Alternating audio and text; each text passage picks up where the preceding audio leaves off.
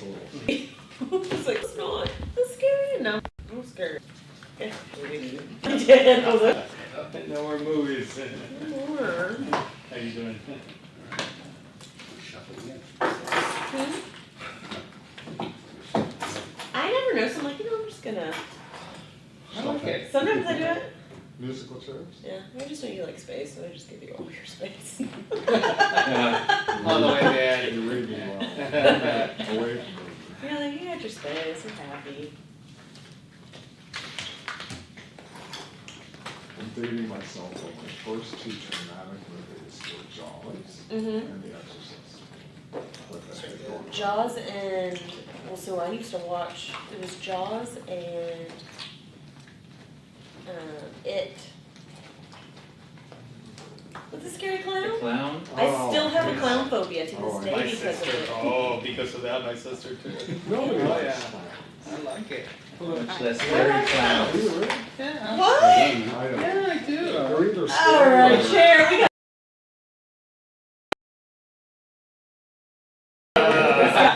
I'll be honest. He's funny. No. Depends on who you ask. He's a closet clown. No. Is he joining us? They're either Okay. scary or annoying. I gave him a spot just in case he wanted You know, to. popping you on the head. Are you not worried about this? No, I'm okay with clowns. Oh, there you go. Thank you for your support, Sharon. Fun someone. Fun clown. Alright, so this is the Now we're gonna non-clown open up a side. debate. Clowns and mines. Ow. Mines. I feel you. They're all annoying. Especially if they're friends with a beret on. Oh my gosh. Expecting the no, she is out, but we are expecting vice chair.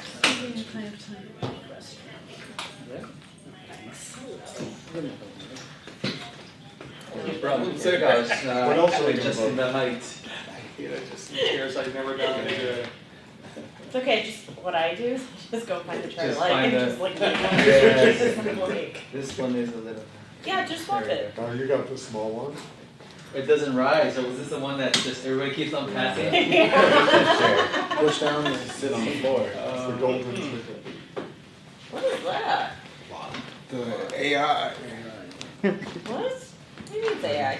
It's a recorder. But it's not like your others. It's called plot. Yeah, the other one, like this one's just tiny, so I usually try to keep it on myself. But tonight I have Veterans Advisory Commission. I don't think you guys are going to end early. So I'm going to drop this one down over there with the I mean, little it's my camera. dog's birthday, so hopefully y'all want It to. actually works pretty well. You get that. I use one of those in college, it pays up perfect, like everything. Oh, wow. Really? Very good. If it's So the it same, transcribes it, mine's right? like 2 years old. So what you're saying is I should probably get. It's really Dating yourself. I'm not dating myself. I'm dating what I was Well, handed. maybe one of each, you put it side by side, see what you think. For the most part, it just does most of the work for you. You know, if you're paying attention, you can like correct the errors real quick. So it transcribes for you? Yeah, I mean, it does all the press articles I write about the meetings and then put out for Substack. And as long as it's, like, it got one of the officers' name wrong for, like, the quote, but I mean, it's very minor, that error. Yeah, the quote was correct. Wait, what's that thing called? Claude? Plot, right? Yeah. Claude? Mhm. Instead of Claude, it's. P. Claude. So weird. That's a weird name. Well, because Claude was taken. Yeah, Claude. It was the next best Kind option. of looks like this, period. article. Oh, you have it? Yeah, it's like that, Huh. right there. But does it do audio too? Yeah. Yeah. See, listen. So we do on our phone, if you're on a phone, click it, it'll pick up the phone, like you put back here, it records the entire phone call. With consent or with? I was like, that's not legal here. Yeah. I was like, you can't do that in California. Legally, you want to do it. I was like, I remember that in class. You just gotta tell them. Whether they agree or disagree, it doesn't matter. They talk, they talk. I was like, I learned that It's not in your school. actual voice, it's like text, right? If I remember, I haven't used it in about 6 months, but it's like text. It'll write it all out for you. So it writes it out as opposed to records your voice. Yeah, it's not like the live voice, unless they've upgraded that. I haven't used my master's class. When that was it, it was too much. That's cool. Wow, that's amazing. Man, we need to redo school. Thank you. Did you? Look, that's a recording. Look at that It thing. types out everything. And it types it out. Wow. You've done this 21st century. century. Yeah, at least this one's newer. I don't know how old this one is. But this one works better. You should see the $700 one that they bring to the Board of Library Trustees. It's this huge, and then they got the microphones all like on wires. Wow. That's impressive. Well, that's a big Robert, you should circular just start Yeah. sending me your recordings instead. Just throw that out there. Official transcript. See, teaches a class on the latest tech for Ooh. old people. Well, with that, the time is 5:21 PM on Wednesday, August 19th, 2026. I'd like to call this meeting of the Board of Ethics to order. Secretary Montalvo, would you please call the roll? Of course. Chair Salas, Present? Vice Chair Hurst, Present. Member Berrigan, Present. Member Gerston, Present. Member Padilla, Present. Member Torres, Present. and Member Vilisaropoulos is absent. Also present, we have Deputy City Attorney Elizabeth Piatanza and Secretary Sydney Montalvo. Alright. So then with that, public comments is the section on the agenda for members of the public to address the board on items that are not listed on the agenda. Secretary Montalvo, do we have any written or public comments? We have no online public comments, but we do have one in-person public comment, and that is Robert. Robert, you'll give me 1 minute.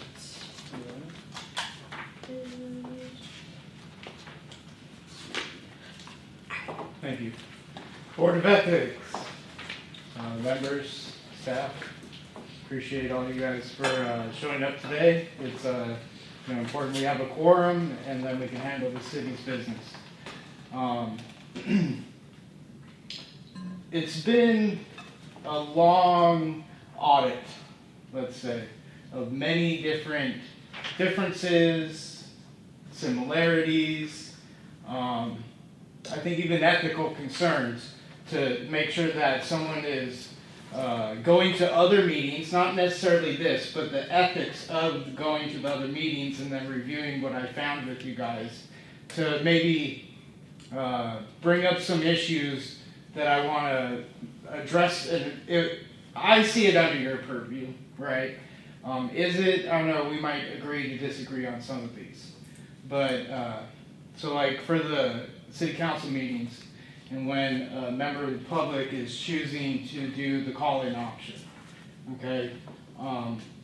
In any other form to attend the meeting, it's not required to sign in, right? Like that can't be a requirement for an open public meeting.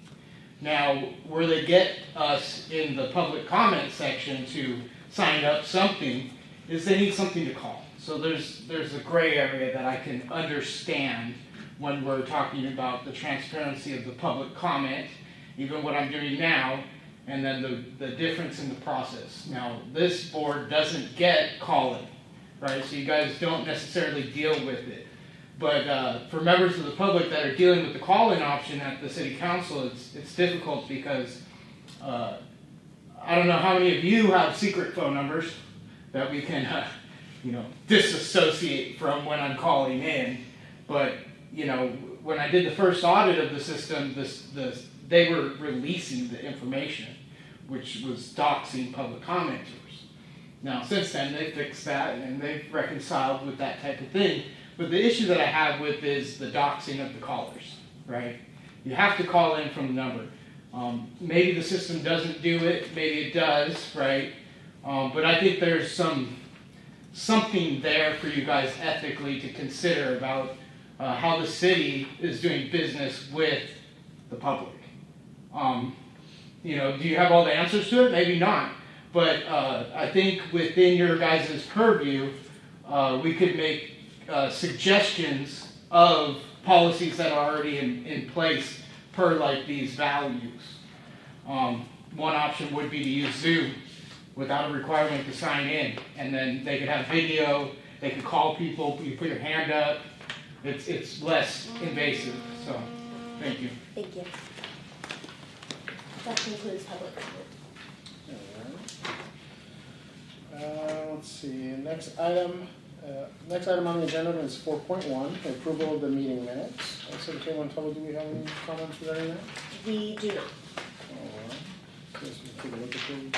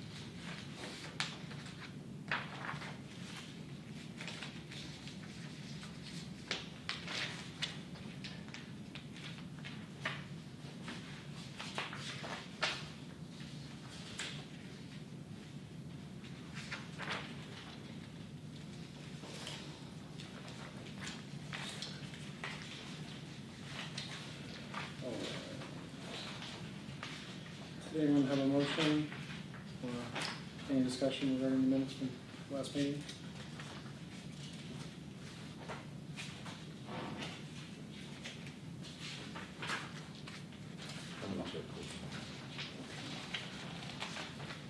I'll second. All right, we have a motion by Vice Chair Hurst and a second by Chair Sellis to approve the meeting minutes dated July 15th, 2026 and July 20th, 2026. All those in favor? Aye. Those opposed? Motion passes with member Melissa Robles absent.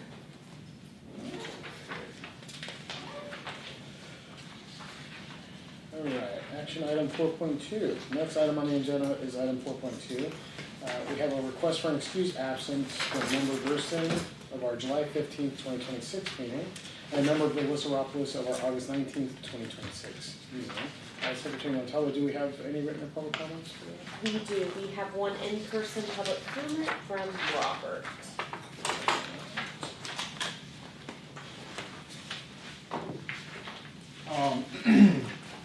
So where my concern comes from is maybe not necessarily with the idea that there's anything wrong today, but in the past, at other,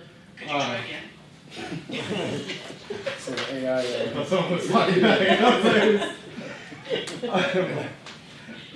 Let me know if I need to stop. Oh, sorry. just start that over. Yeah. I say, okay, Google next time. Before your voice well. Alright. Thank you. So where my concern comes from is not necessarily that it's anything issue with this paperwork. There is a concern I have about the paperwork from other boards. So at the Board of Library Trustees, they approved a example of 7-day. It's the number 6, right? And so they checked that number 6, which says at least 7 days. They voted to approve it within 7 days, so it obviously wasn't available, yet they'll approve it, right? So some of the stuff I have to verbalize just so we're all on the same page about what's good to approve and what's not. Not saying it's any of you, but I would like to note that the date of absence was the 15th, and then the submission date was the 16th. Now that is appreciated that it's getting turned in within a reasonable amount of time, but it would be best so everybody has awareness of their availability, that we're getting them in before the meetings. And I think that's a fair statement, so thank you. Thank you. And that concludes public comment on that item. Is there a motion to approve the excused absence request from member Gerson of our July 15, 2026 meeting and member Melissa Robles for the August 19th meeting today? Is there a second? I'll second that.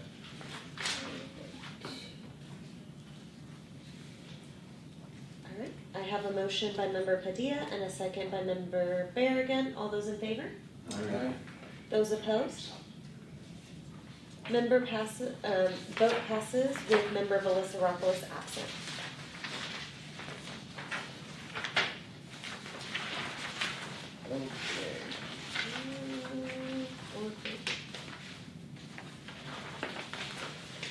Right, the next item on agenda is item 4.3, a discussion and review of Chillicothe Municipal Code Section 2.28.090. Secretary Montalvo, do we have any public comments regarding that? We do.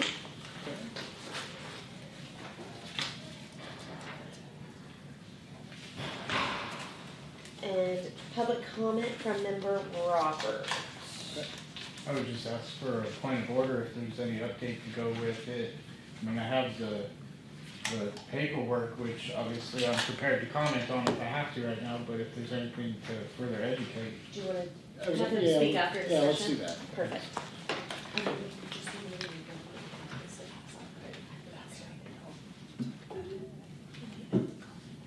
Do you have a public comment you'd like to Yes, turn but on? not for this agenda. But that's okay. Thank you, sure. Okay. So, going to refer, this question has come up a few times on municipal code 2.28.090. You asked our office for interpretation and clarification of the board's ability to refer complaints to outside agencies. And with respect to this, I think some of the question was, do you need to survive subsection A and have an existing complaint before you can refer it? So the way we, page 14 of the packet. So in looking at the interpretation, the first thing we do is look at the plain language of the statute. Is it clear of this code? Is it clear one way or the other? So our city attorney's office believes that the board can only refer matters that are under the Board of Ethics jurisdiction, and that's due to the plain language in subsection B. Specifically, the first requirement is that the matter is already in a proceeding under the Board of Ethics. That's in subsection B. And also that the second full sentence, the Board of Ethics may, but is not required to, resume board action on the matter if it has been provided notice of an inaction by the agency to whom the complaint was referred. So that implies that the Board of Ethics already has jurisdiction over the matter that is to be referred. Subsection B comes after subsection A, which is saying, subsection A is, you need to have, these are the basics you need for a complaint. You need to name a person who's subject to the Board of Ethics. It needs to be in writing. You need to sign under penalty of perjury, etc. Next, there are options under subsection B. If you have jurisdiction, it's this office's opinion that the Board of Ethics needs jurisdiction in order to refer it. So in other words, a complaint must survive the dismissal page, the dismissal step, before it can be referred. And in terms of the word proceeding, I don't know if there's a specific question about that.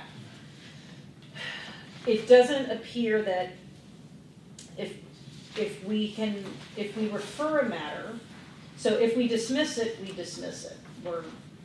It's not a proceeding anymore.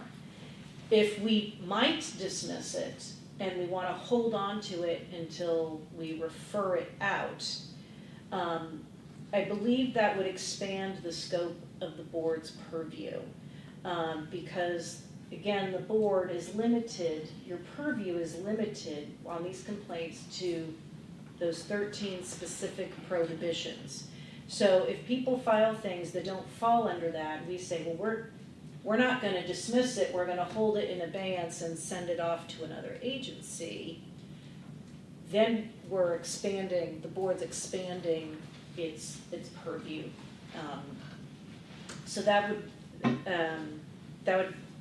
that's another reading, again, of the plain language that we believe does not support referring out matters that are not already under the board's jurisdiction.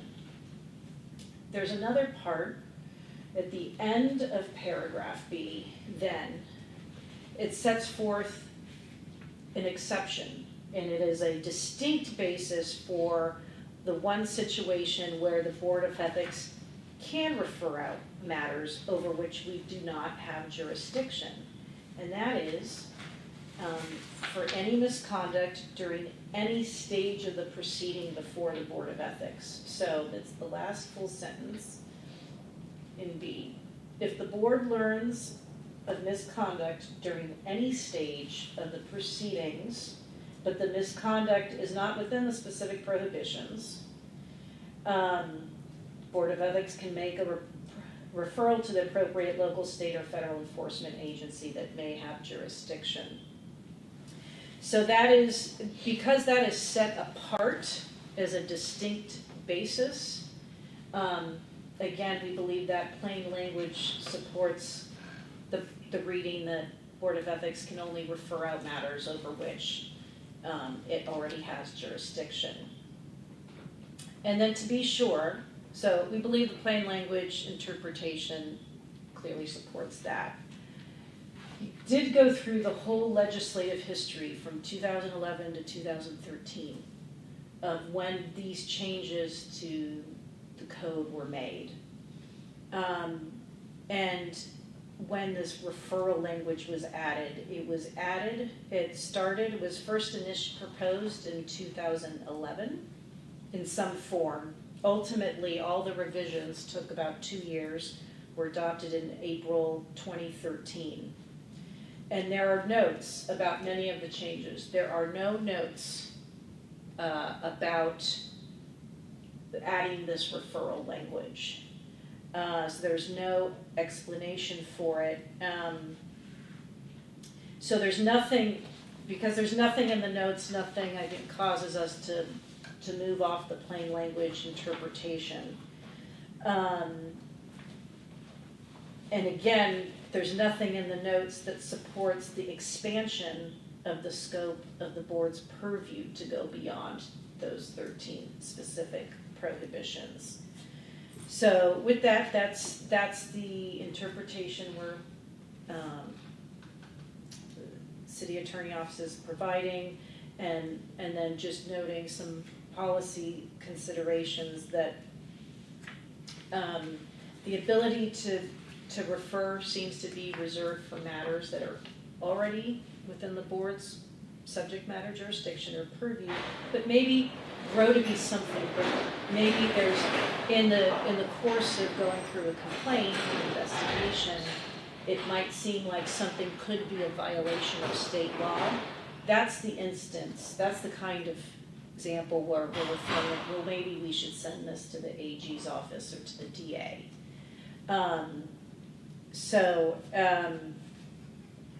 Also noting that nothing prevents a complainant, if a complaint is dismissed here, complainant themselves can go to any other agency, even a board member in your individual capacity, not as a member of the Board of Ethics, but in individual capacity, you can also report something to any of these other agencies.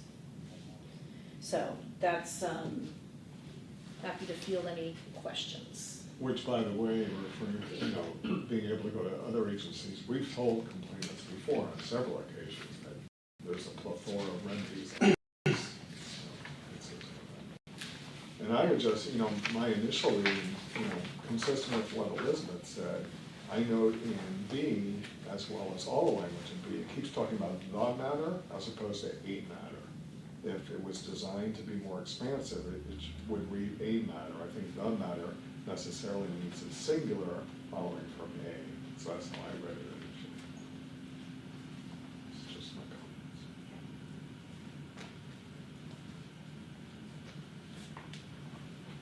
Any other questions? And you can take your time and read through it again.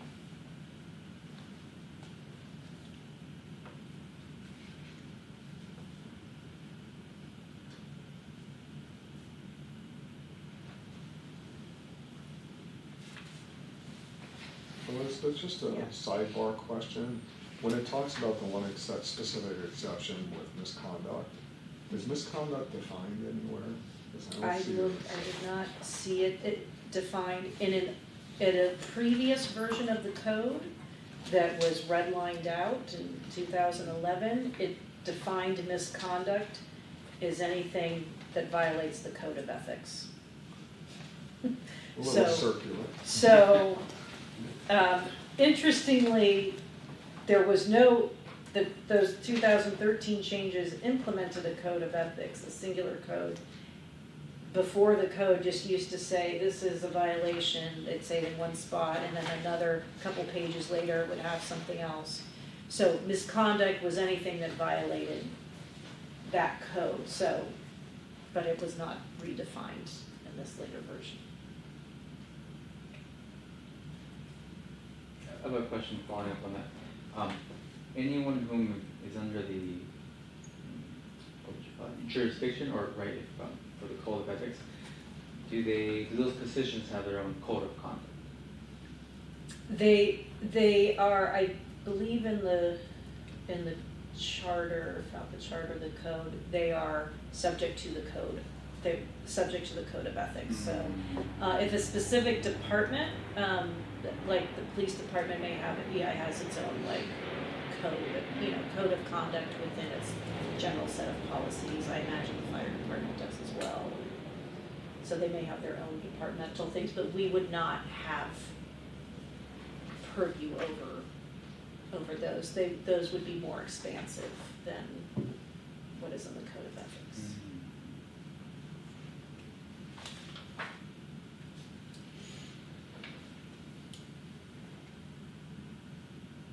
Anything else on this item? Yes. Mm-hmm. I believe it is the third sentence that ends in, the board may resume action on the matter if it has been provided notice of an action by the agency.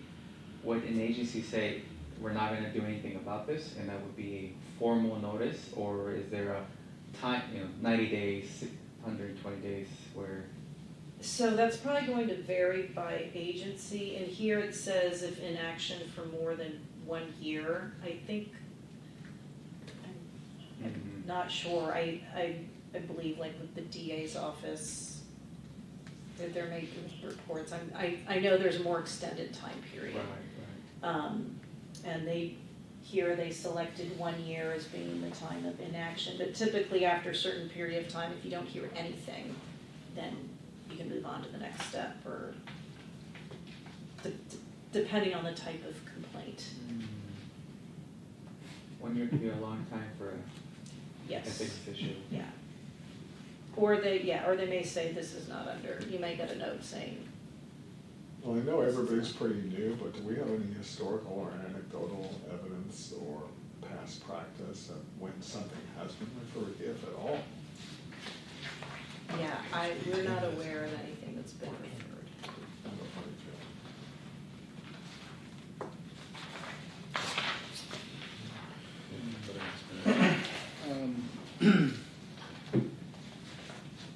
So, obviously with respect to the city attorney's office and that being an advisory or their opinion, what is the possibility of having like a secondary opinion from like an outside entity?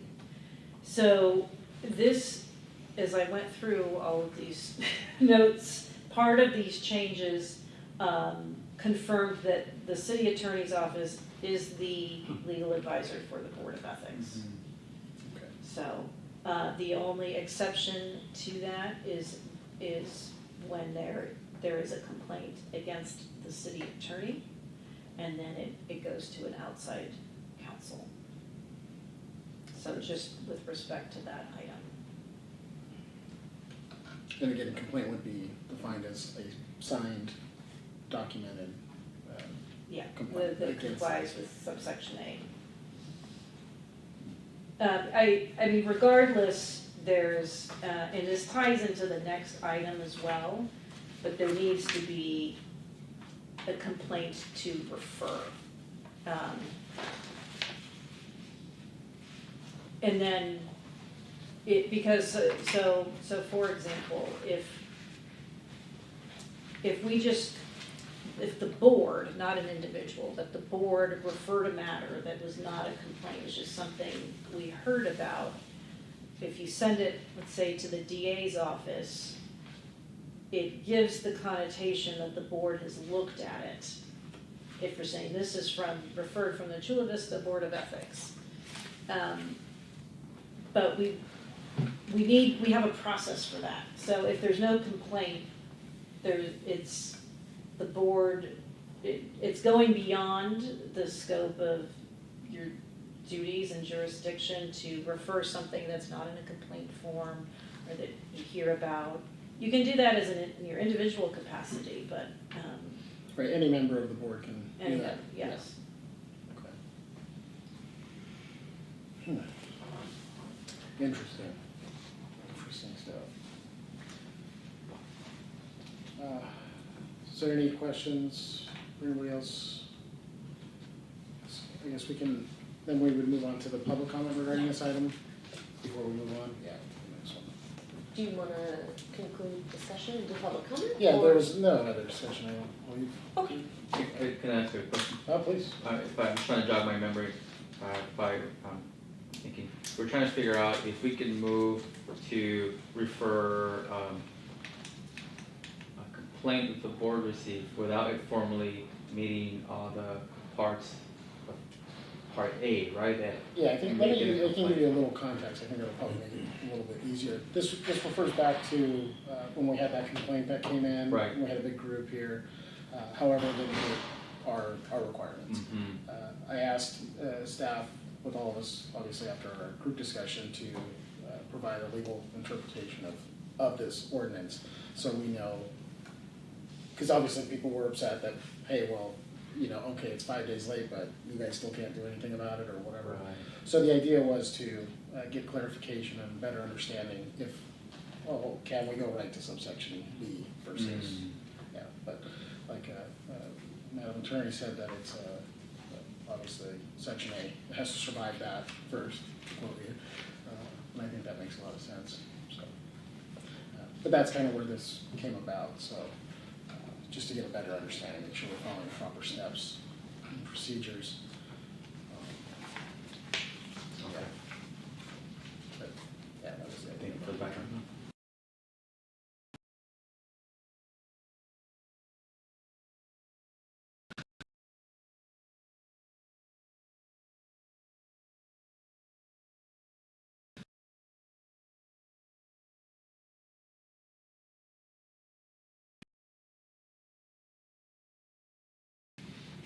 Okay, thanks. City, just for looking into this, those opinions, in the writing of the Board of Ethics, it says for complaints. So they're going from violations to complaints now. Is a violation a complaint? If you're doing unethical things, like let's use an example. Jose Preciado received over $1,000 from the IBW, whatever that wrote this thing that came up. Yet no one heard on the dais that they donated over $1,000 to him to speak about. Now, you're going to say, oh, is that our violation, right, as the city? Well, I'd like to ask you, do you guys enforce federal law? Oh, you don't. Do you enforce local laws? You don't, right? So anything that is outside of the scope of the Board of Ethics, So you can't enforce those anyways. That's why you're asking for it to go to the right authority, right? If someone comes to you and admits a crime, right? Tells you an allegation, if we will, right? And then you, as the board, don't act upon it, right? And send it to the proper authorities. What's the point of even saying that the Board of Ethics may make a referral to the appropriate local, state, or federal enforcement agency? That in itself is admitting you're not doing the enforcement anyways, right? What it's doing is in a possibility of the sense that you can't enforce any of it anyways, right? You're not going to do Brown Act enforcements, but if someone comes to you with all these allegations of unethical behavior, how are we not supposed to seek grievance through the complaint process, which they agree it's not a violation, it's a complaint, right? And so there's a different allegation being made, but not having clear determination of what the values mean, right? Like we have to agree upon what the definition of the word is. You would end up leaving this more open to the fact that you would have the ability to report things that you can't do anything about anyways, right? So you're going to end up sending it to the right enforcement authority anyways. That's all part of the process, right? Now the city attorney's office may have a different of opinion because some of the complaints that are coming include the city attorney. And then we're getting from the city attorney's office, with all due respect, right? They're then speaking for themselves instead of us getting a third opinion. So, we have to look out for our own, not just what the city attorney's office says. Thank you. Thank you. And that concludes public comment.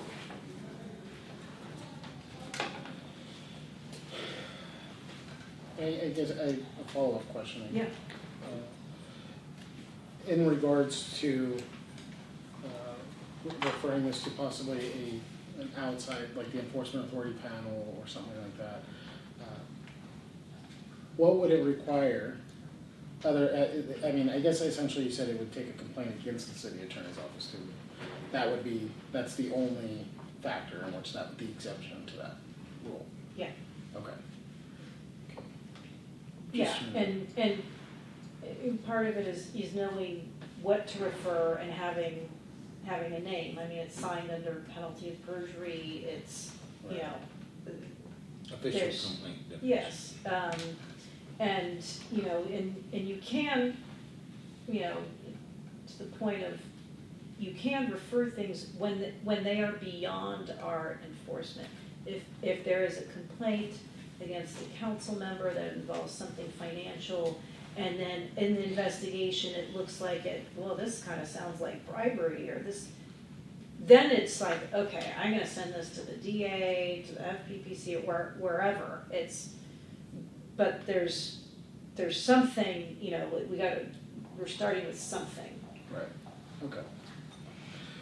Okay, I think that was the clarification that was needed, so that all the members of the board and then the public that interacts with us understands that essentially a signed complaint is required for us to do anything about anything. And they're all good questions, because Mhm. there's things, as you read through, read and reread.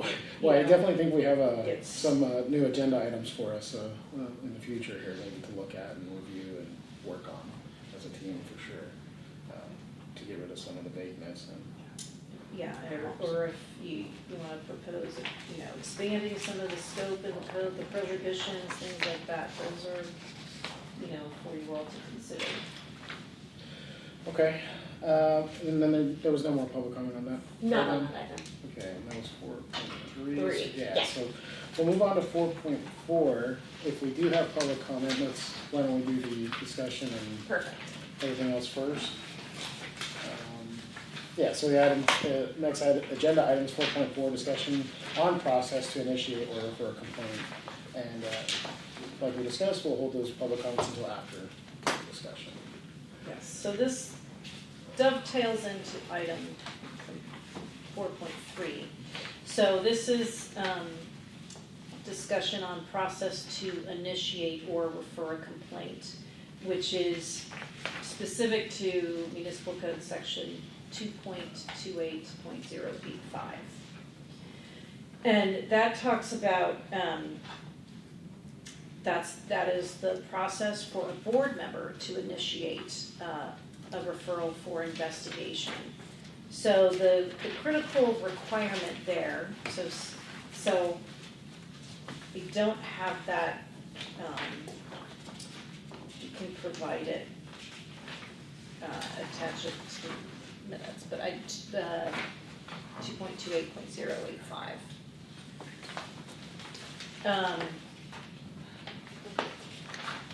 Okay, I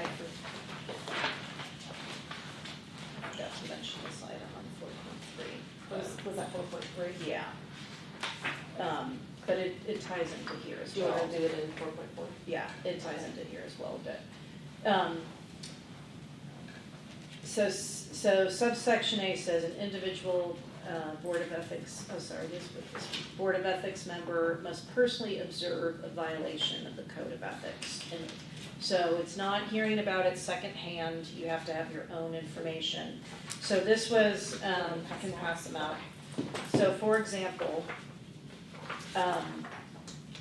this was the staff presentation from a city council meeting, April 23, 2013. There's a portion of it, I mean, We've been doing a lot of research. and this goes through, so this explains the whole root behind chapter, 2.28.085.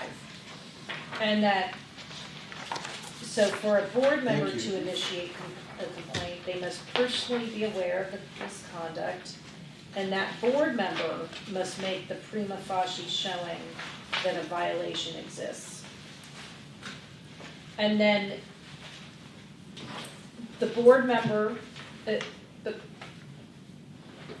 would not vote on the prima facie, would present the complaint, sign it, I witnessed it, then it goes to the rest of the board for determination if they meet the prima facie elements.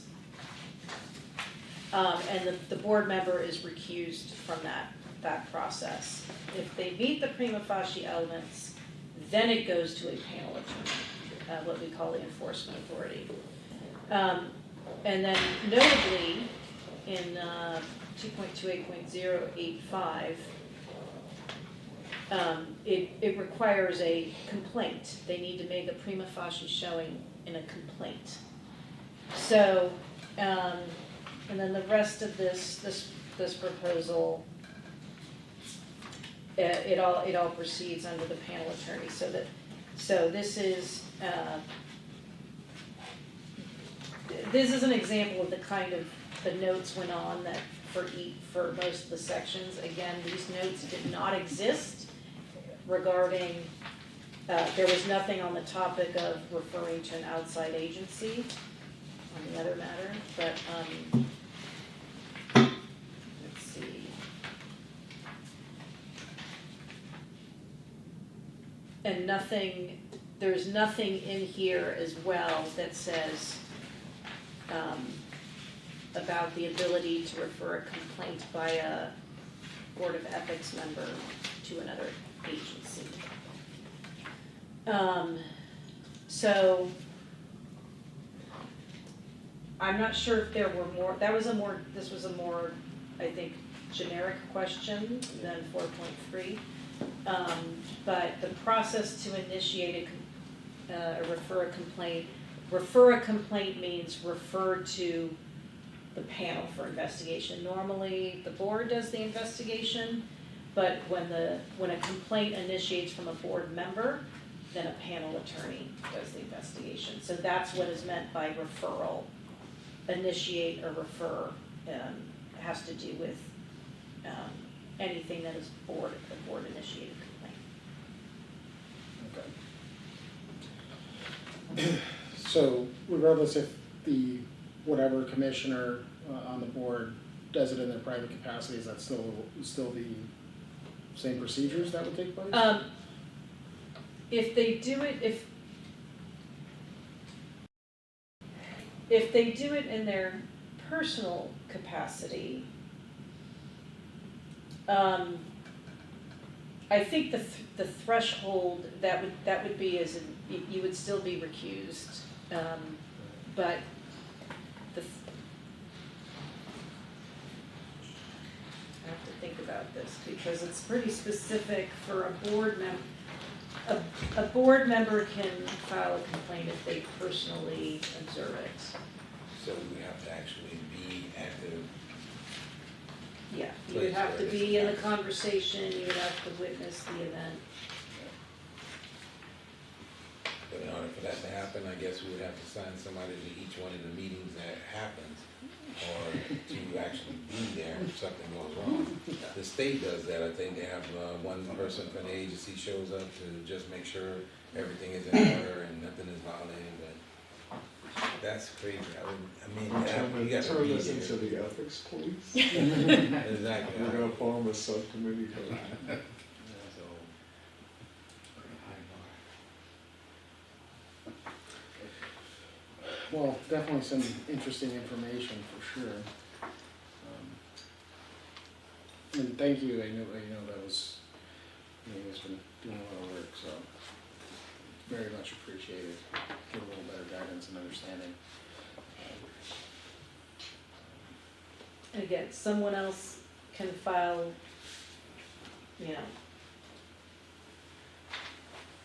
if a board is, just because if a board member observes it, it doesn't mean that person has to file it. It could be somebody else who files the complaint. If they have personal knowledge, they still may be recused,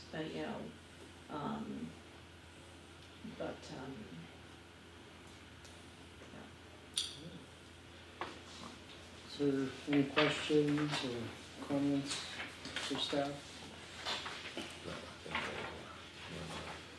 Yeah, if we're done with discussion, we'll get it to public comment.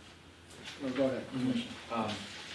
I was just recalling the steps, general members from, the public can submit a complaint, and I was thinking, trying to understand at what point, if Board of Ethics sees something, where do they begin to interact with those requirements to make that concern a complaint? At some point, the procedure is going to be similar, right? yeah, so it would be the same complaint Same form. complaint form. Yeah, so name, I think there's, the 13 boxes, the 13 prohibitions, you check the box that it could apply to, or one or more boxes. Same procedure. Okay.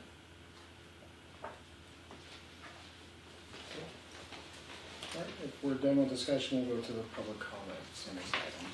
So we have no written public comment, but we do have in-person public comment. I'm going to have Leonardo. I'll go first, yeah.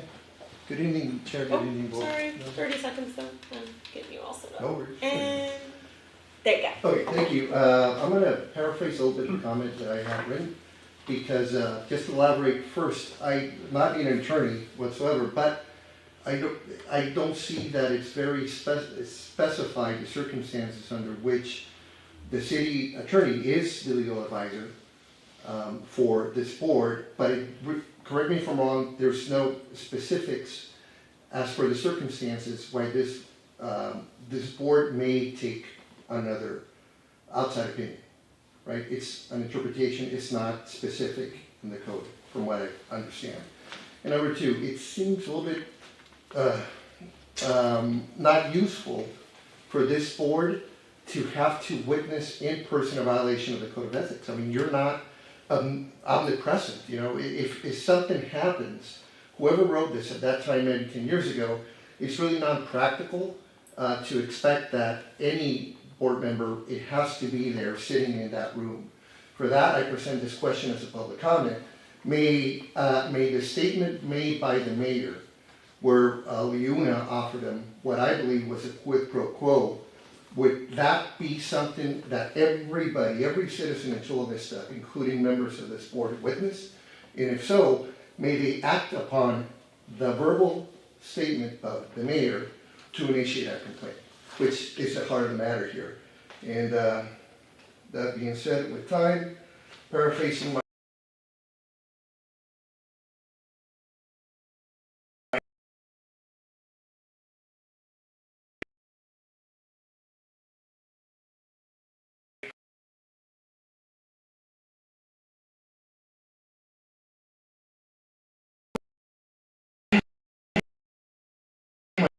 accurate if someplace that ordinary for political, for official government action? Was there a quid pro quo? Was a political pressure used to influence an elected official's decision concerning the city's charter? And not declaring that a crime occurred, that is precisely what an investigation needs to be done. And from a citizen's perspective, I pose this questions to each member of this board. What's the expectation of a citizen? Is that burden relied on myself or anybody else that has to work, that has to go to school, that has obligations? Or is it more reasonable to expect that the Board of Ethics can take action? I can assure you that's the expectation of the citizens and of the general public. And that being said, if not you, then who? Then the burden, then what's the purpose of the Board of Ethics? This might not be unethical, but it could be criminal. And at some point, some action needs to be done. What would be reflected if the board does not take any action and decides to defer this to the general public? Thank you. Thank you.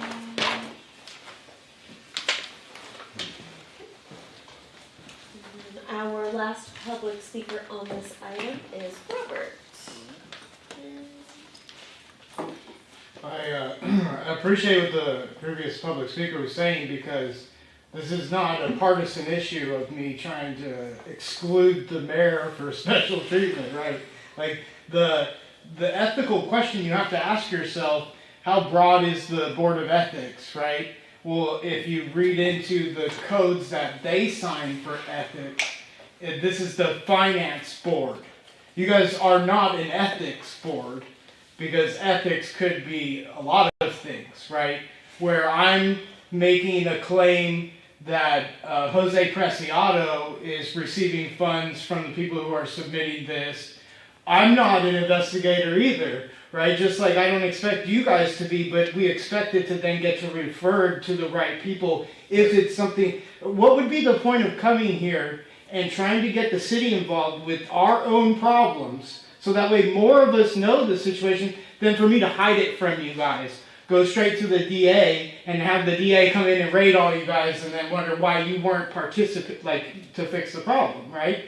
So I think as the city, we're trying to understand what the complaint form is and then what the limitations are too. If there are limitations where the Board of Ethics can't be involved, but you guys see it fit that it needs to be directed to a different agency, there needs to be a different form made, right? And so I appreciate the board bringing up all these different avenues, even for you. I have the live stream. Is this not video evidence that you could watch and then see something unethical happen and then hold them accountable? Yep. I mean, these are real world questions that I just hope that in the spirit of holding everybody accountable, this is not directed towards one party, in my opinion. This is directed to the Board of Ethics to also represent ethics, not just finances, right? And that's why I say I think it's interesting in some of the verbiage that could be explained more. Maybe that's what we need. It's like a definition list to actually advise people. And like, you're not going to know anything, but in best practices, it would be best for us to leave a note for the future people on why we're discussing these things and why we're trying to figure out the issues that we may even disagree on, right? With my last 30 seconds, it's like I appreciate the order of this agenda, having the 2.28 and then this process to initiate or refer a complaint. And so in that idea of it, I think we should get a little broader in defining some of these actual definitions so future boards can participate without enforcing A without knowing about B. That was my biggest issue when you guys did enforcement. So thank you. Thank you. And that concludes public comment. Perfect.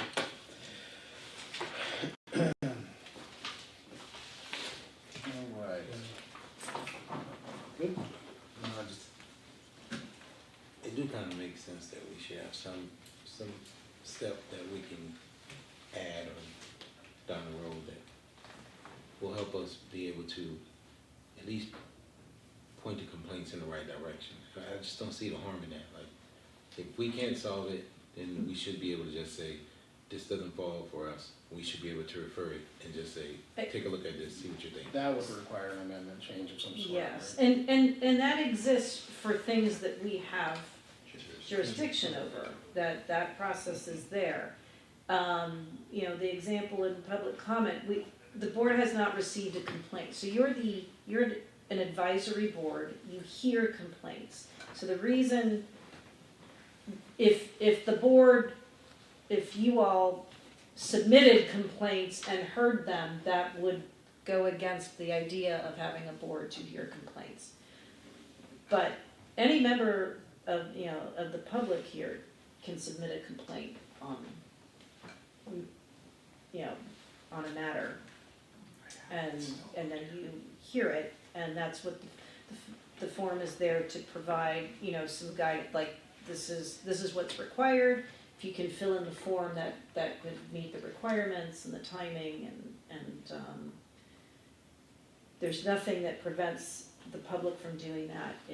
But for board members, I think it will be, you are to hear the complaints, and if you're filing them yourselves based on things you hear, when you have to be personally observant, and two, then you're recused and then not functioning as a board member. I understand. I just think that we just voted down something at this last hearing that we had, or give our opinion about it.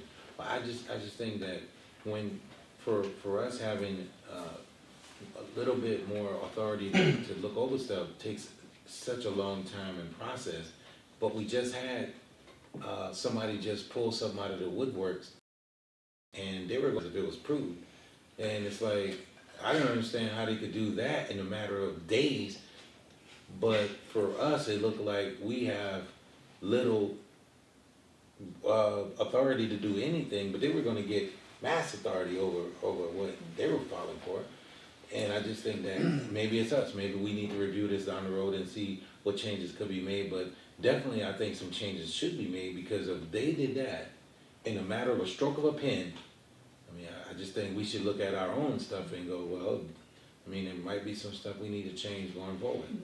So that was not approved, and it did not go Right. forward, and it will not be in this election. Right. So if any of that continues, that is a long process.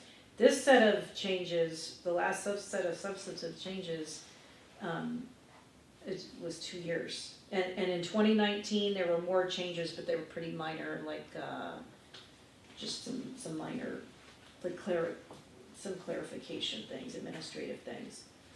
But that is the process. If you want to expand the scope of what you can do, that it, you know, so prior board members, prior, you know, and prior council approved what is the scope of the Board of Ethics. So to change that requires an ordinance, if you want, look to expand the scope.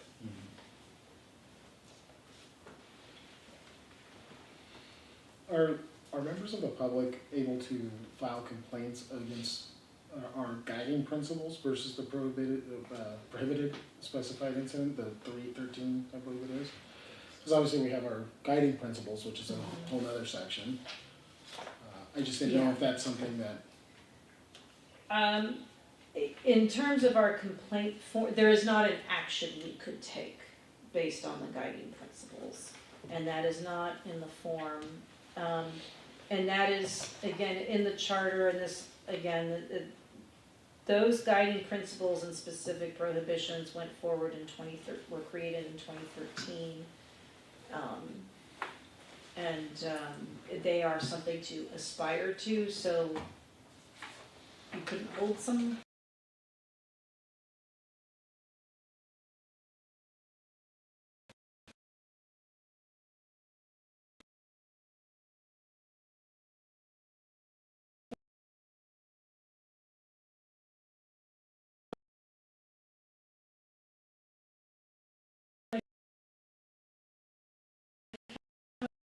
To that anywhere. Right, well, Let's say there's a member from the public who has, you know, great legal expertise, or has been in other commissions before, and they have an idea of how to you know, help the board be whether, change its scope. What would be the way they can share that? Would it only be through public comment? Because there's no other process to say, if we want to make changes, like you said, it would be an ordinance, right? And we would say, hey, city council, this is what we recommend. I'm not sure how that would look, but I think from the public, if they want to help the board make improvements or suggestions, what mechanisms are there? So public comment is one way, and then if the board has a proposal for, something you want to do, like we want specific advice on this matter, we can look into that if either through our office or if it's beyond the expertise of our office, or if there's somebody who does, we can look into the feasibility of getting an outside opinion on it. I don't know.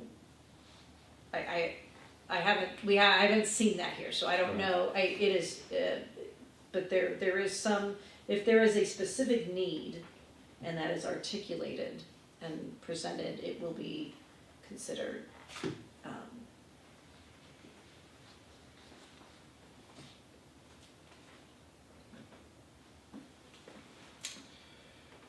Yeah, I think I understand what Commissioner Bergen's kind of asking, and I think everyone kind of feels that way on the board, is having our hands tied and not being able to do anything. Does raise a question, kind of what's the point? We're investing a lot of time and effort here, and anyways, trying to think, is there anything else specific?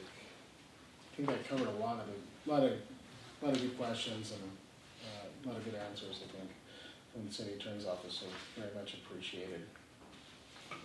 Is there any more discussion on this item topic? I would like to say something. Please. It's like initially I thought, when I read 4.4 and before we had the handout, I thought it was going to be related to the general public's ability to initiate or refer a complaint. And I did have a question about the complaint process, and I waited for this, but now I realized it was probably more appropriate for the previous section. That's why I asked, would the board member be required to follow the same process as the public? Right. Yes, got it. Yeah, and so if it's appropriate, I'd like to ask the question. If it's out of this topic, you can defer to another point. I mean, it's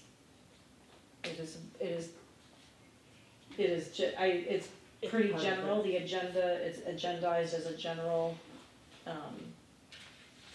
item, so, Yeah. yes. Okay, so my question would be, going back to the procedure, I was wondering if there's a reason why we're sticking to the 90-day timeline for a complaint, and maybe did you find any notes on where that 90 days came from? And I feel that's something that has limited the ability of complaints to be received and accepted, or check off that box.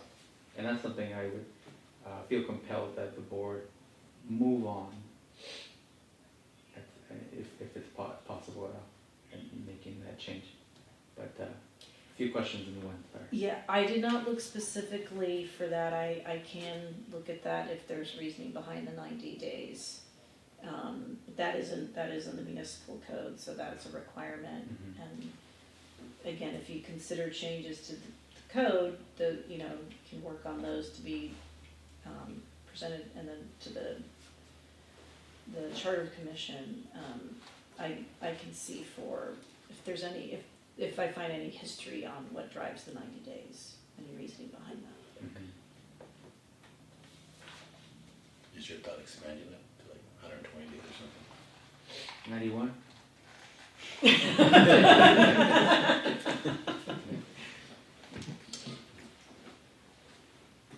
I agree with him though, that is kind of weird.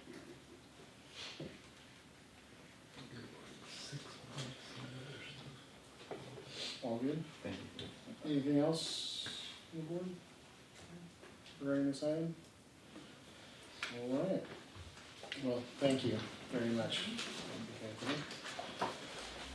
And then with that, let's see, where are we? 4.5? No, oh yeah, 4.5. Next item. Let's see. Okay. Discussion of potential action to refer draft lobbying ordinance. And then, Secretary Montalvo, do we have any written or public We comment? have no public comment on this item. Okay. So, what is that? Yes, it's me again. So the last time we went through the items that Member Gersten identified, though he wasn't here. So we did our best to interpret some of your questions and address them.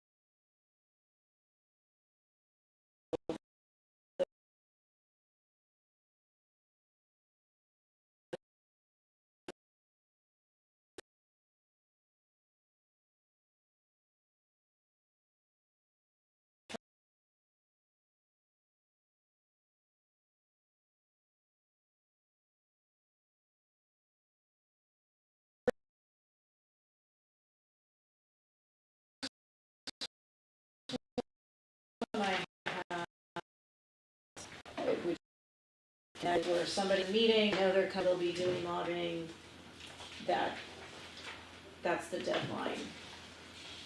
But where a person engages in lobbying but had not yet registered as a lobbyist, so where it occurs without, perhaps if they didn't know the registration requirement, or it happened, if in that event, they must register no later than 10 days after engaging in the lobbying. And that's because where there may be a late registration, which we would allow only if good cause is established, then if they can do that, they have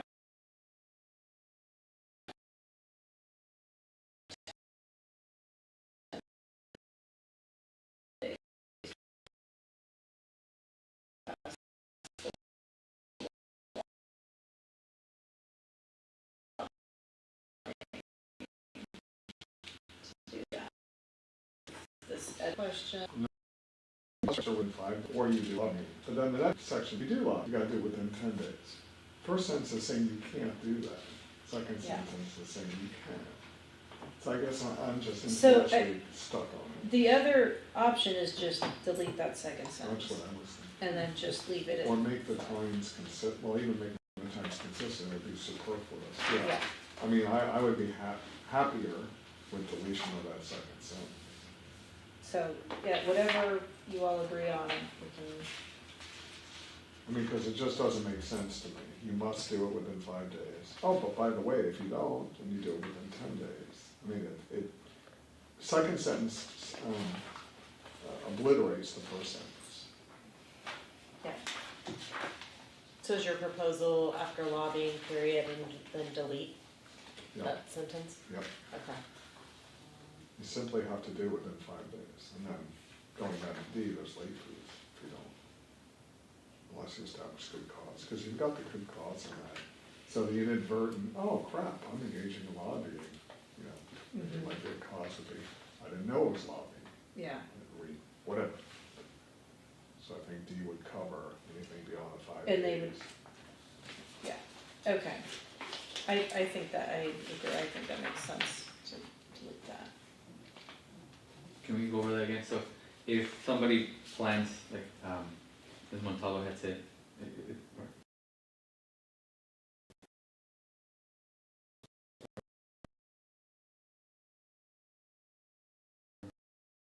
if they have to do it, so you, but she did say, oh, that, when must you register by? Or Well, they would be notified, I'm reading D.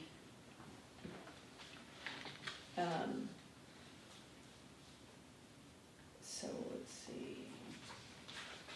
Annual registration is by January 15. And then if they're new, it would be no later than 5 days before the lobbying.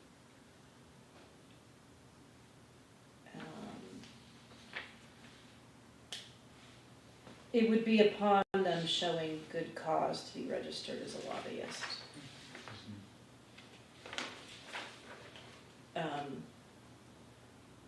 Which I think is easier to enforce, because we don't know how long until we find out how much time. You don't know how much. Could be 3 days that passes. It could be 3 weeks that pass after, if the city realizes there was lobbying by somebody who wasn't registered. So I think with Member Gersten's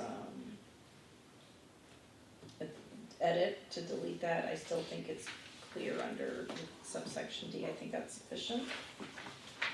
And it's typically the lobbyists are the same group, and so they're usually all pretty much already registered, or they know the rules, because it's usually typically the same. I think this would just be the carve out for like new individuals who might not be as familiar with lobbying. But you do see a lot of lobbyists, they are well aware of the rules. And I mean, at the end of the day, ignorance of the law is not an excuse anyway, so if you're gonna do it, you better learn up on it. Yeah. and then this is related to section G, which is on page 43. Lobbyists must file supplemental registration reports and so on 5 calendar days before any lobbying, but in no event no later than 10. Oh, so we should. So then that, I don't know, that timeline was connected to that. That's in that, sorry, G. G, supplemental Yeah. registration reports. Found a teacher, reviewing documents. Yeah. I appreciate it. Yeah, so the part that it says, but in no event, to the end of that sentence.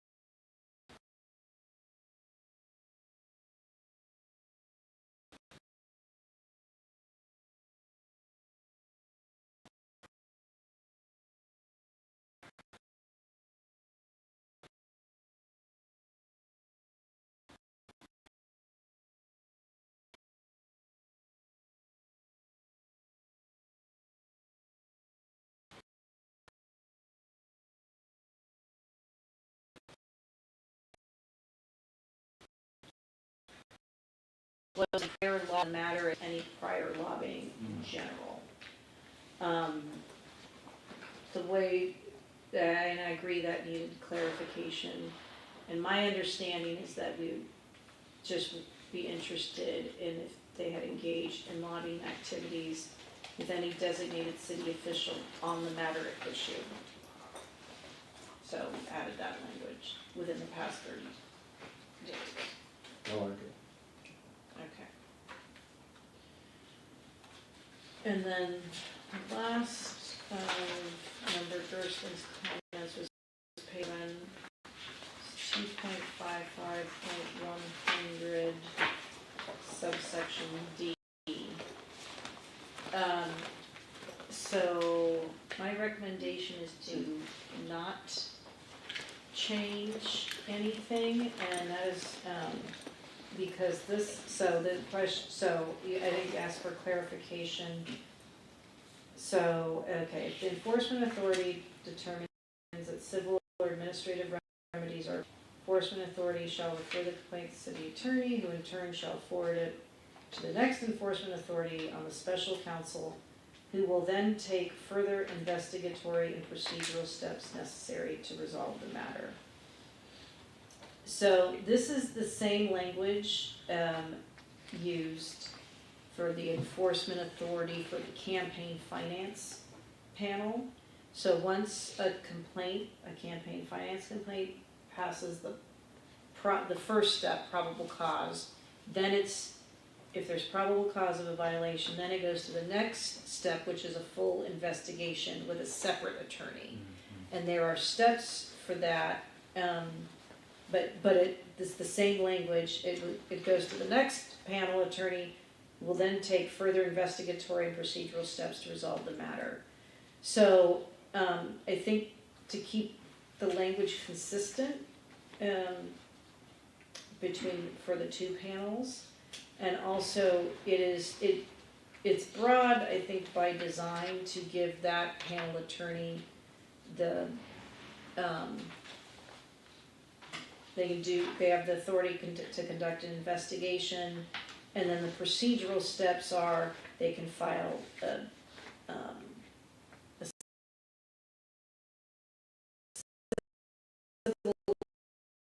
case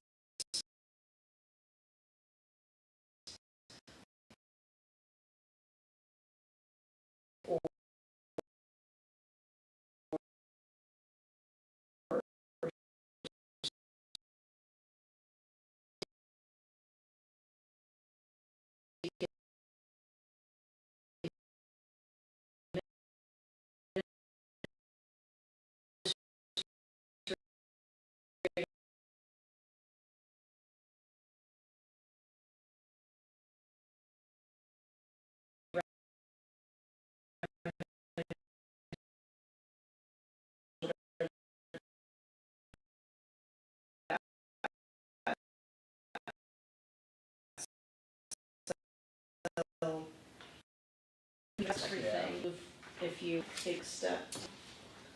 Yeah, and the city, oh yeah, there was one other minor change to, so there, it was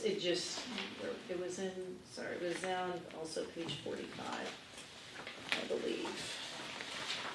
And it just changed the name,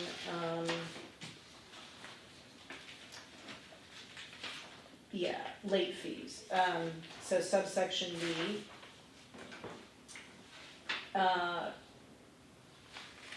it changed, will be assessed according to the city's master fee schedule. Sorry, at the top, it was top of page 42. Because the language that had been in there was something other than the master fee schedule. So, the clerk's office, also reviewed for consistency with their procedure. Well, it's under review with them. Yes, they commented on that, and then they're doing a further review if there would be anything administrative in terms of, or that might conflict with their process. But that can be done, so my understanding is this can be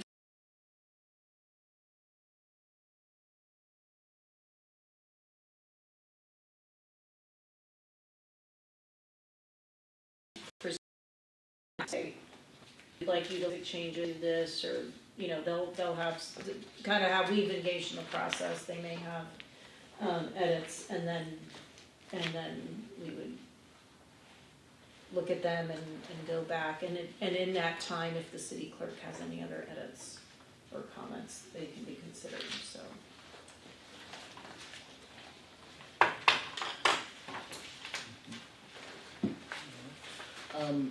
Are we able to hear public comment before making any, I guess, a motion to refer it? Or? Yeah, we would have to. Okay. Yeah.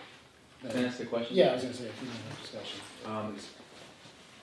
On lobbyist identification, when they have to acknowledge if they've seen or met with any city official, and is it reasonable to assume that 30 days is a fair amount of time for, so I met with somebody within the last 30 days. Do we think that's okay, or should that be expanded or narrowed? I'm asking the board, since that was one of the changes in that. What page is that? 45. Would be the third line. So, I think that was always in there.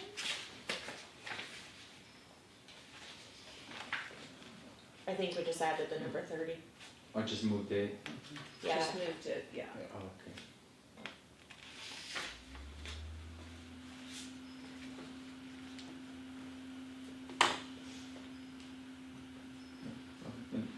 Are we good with that? It was reasonable.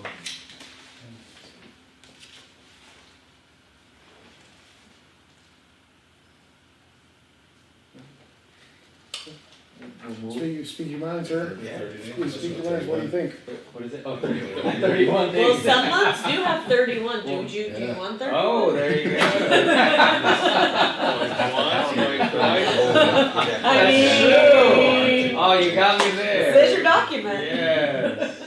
Yes. Yeah. I think 30 is reasonable. 30.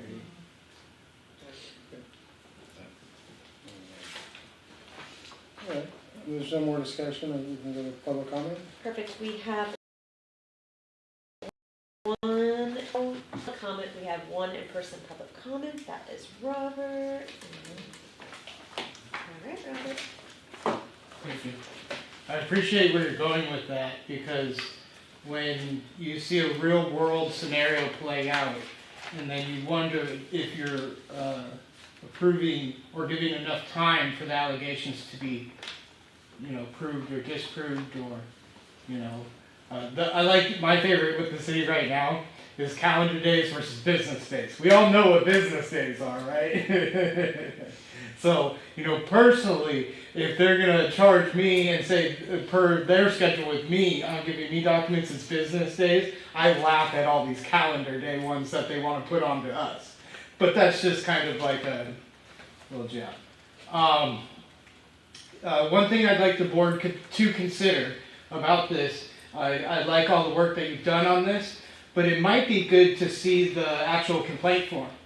The one that they're claiming is going to be filled out, or the form to do the lobbying filing, like seeing how the process would go to further see if you can see any more recommendations to this policy off of the documents and how they would be submitted.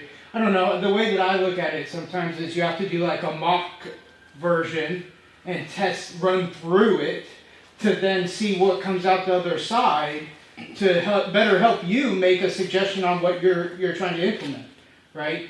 And so that would be my one comment, is that I just haven't seen that complaint form or those documents to further help you see if there's any other suggestions you may have. But that's my comment. Thank you. Thank you. And I guess with any item like this, or even the ex parte presentation that Commissioner Garcia and I did, it would come back to us, or there would be some type of review process to look at any documents, and I'm sure whatever the council requests, right, and I would think they would have us look at it. Yeah, I mean, you can request that, I think, so normally the clerk's office creates those. Okay. So we can ask, perhaps in conjunction with their review, to, include any forms that they anticipate needing. And we can also invite them to come to a meeting. Oh, okay. Maybe a presentation, or? Yes, kind of that once they process? get a chance to kind of. Yeah, review of it, course. Yeah. Yeah. Okay.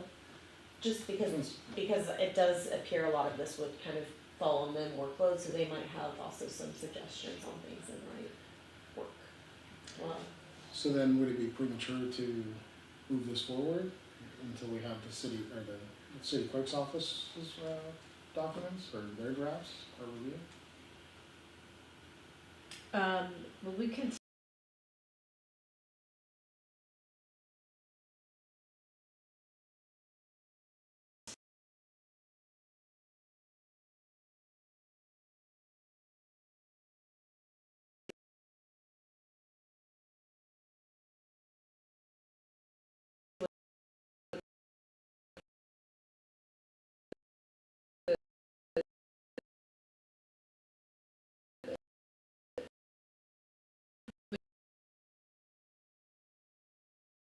We can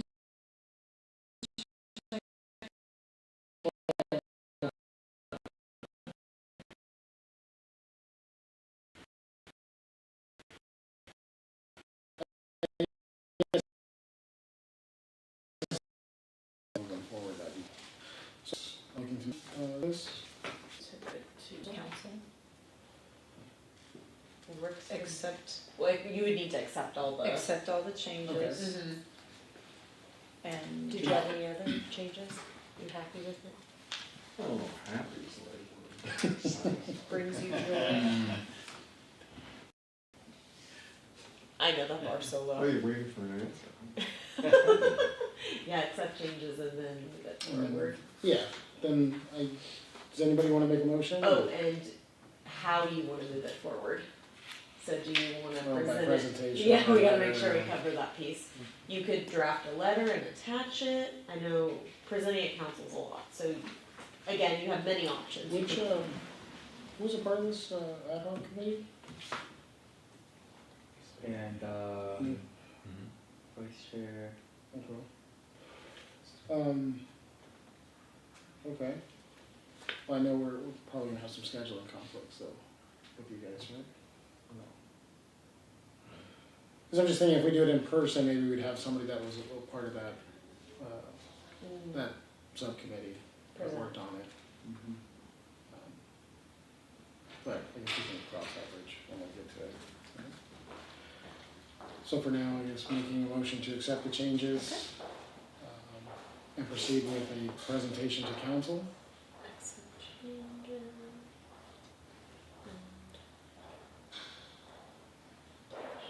To council. Okay.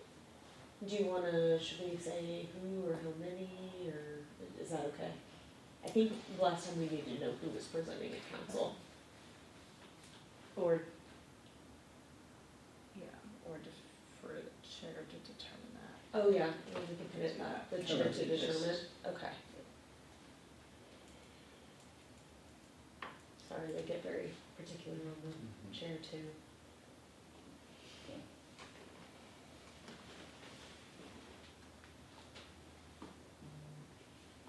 Okay, And then we need a second. are you making the motion? I'll make the motion, how about that? Just so we can get this going. And a second? Second. Okay, so I have a motion by Chair Salas to accept the changes and present the proposed lobbying item to council with the chair to determine who will be presenting at council, with a second with Vice Chair Hurst. All those in favor? Aye. Those opposed? Motion passes with member Velisaropoulos absent. Okey dokey. Let's see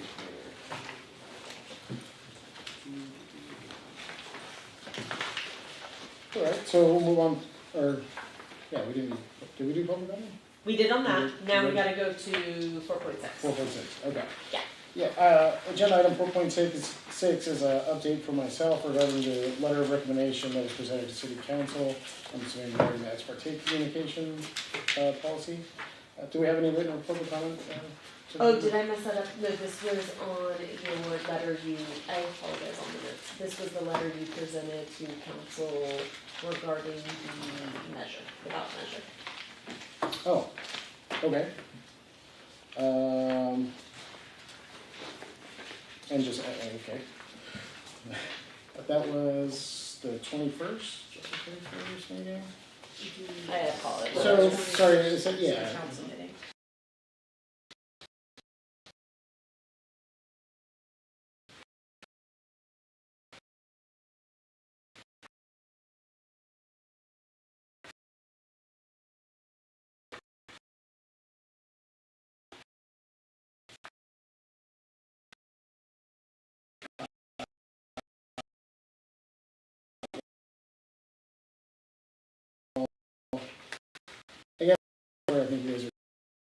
the office explained that did not go forward with the charter. I think in a review process, it didn't go forward. It's not going to end up on the ballot.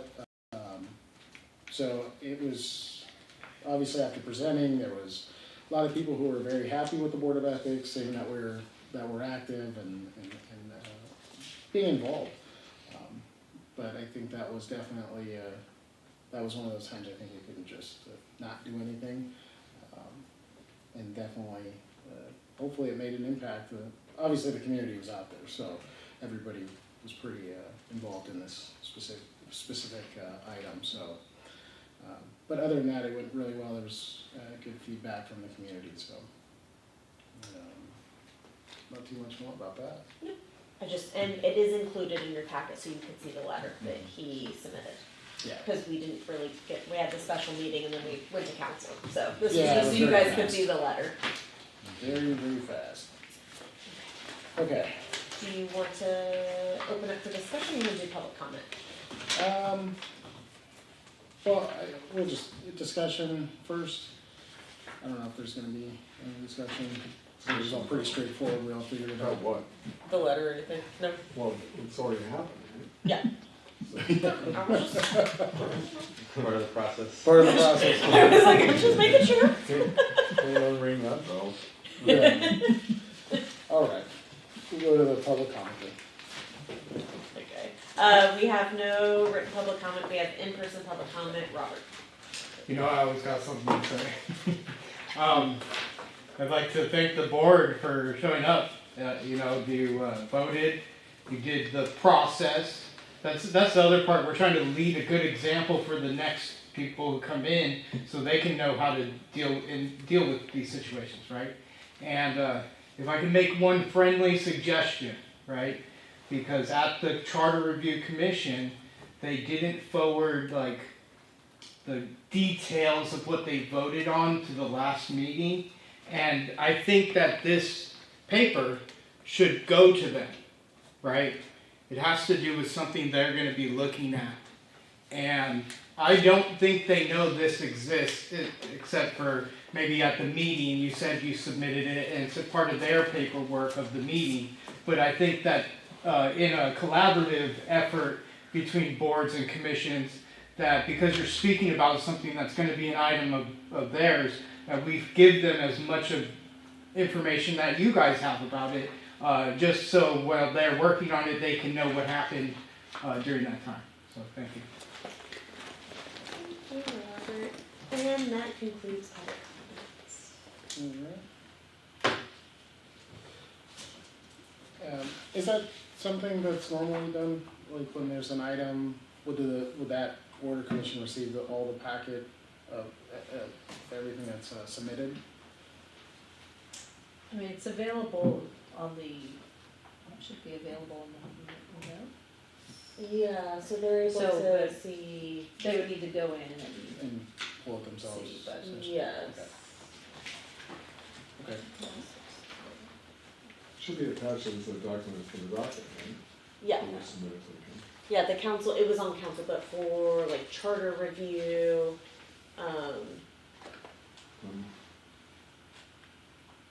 yeah, I mean, they would have had access to it, seeing it, because it was a public document, yeah. Okay. Yeah. We're going to staff comments next. There's no more discussion? Okay. All right. Item 5, staff comments. Making sure you're right. We are. You did a good job. I thought it was sort of shooting at something. Thank you for all your work and the rents, how long that's been in process. I've been here a year and it's been was in process before that, so it's a job sticking it through. Yeah. Oh, you and me always got something to say. So Please. I just wanted to say congratulations on the lobbying ordinance. I know how long it's been around because I keep finding the paper files that are very, very outdated. So I think they've been working on this a good like 6 to 8 years. There are files, this goes back. So seriously, you guys have done incredible work. We did ex parte. now we have lobbying, like, you guys have done some really incredible work, and so thank you so much for the opportunity, because honestly, it's been so much fun, and the research, so I do really appreciate you guys, and I like It's it. just because you just got your graduation. legal school. Yeah. No, I'm just a nerd. That's it. So, just thank you guys again. Awesome. We'll put item 6, chair's comments. And really, I'll just give you guys an update. Commissioner Gerson and I are presented at the July 28th meeting, I think it was, last month. We presented the ex parte communication policy that we've been working on for a long time also. Hasn't been 8 years though. No, not 8 years, but it's been a long time, so. I'm trying with the chart. I think it was very well received by council. I think they were a little more shocked that it wasn't already in place. They're like, we do this already, why are we talking about this again? But I don't think they realized this wasn't an actual codified policy or procedure that we had in place. So essentially they agreed to send it back to the city attorney's office for final review and whatever the next steps in that process are. So pretty exciting, and especially now moving forward with the lobbying ordinance too, we're getting a lot of stuff done. So other than that, thank you guys so much. I know last month was very busy and active for us, and working with staff going back and forth, and even on these agendas and all this stuff, it's been a lot. So I appreciate everybody, and